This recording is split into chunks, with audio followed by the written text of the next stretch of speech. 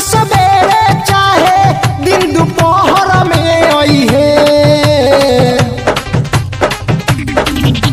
शाम सवेरे चाहे दिन दोपहर में आई है।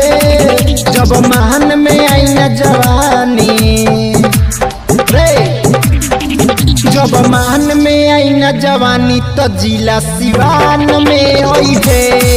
जब मान में आई न जवानी तो जिला सिवान में आई है। शाम सवेरे चाहे दिन दोपहर में आई है।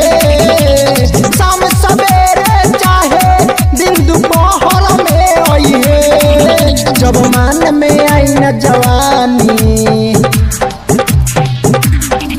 जब मान में आई न जवानी तो जिला सिवान में आई है। जब मान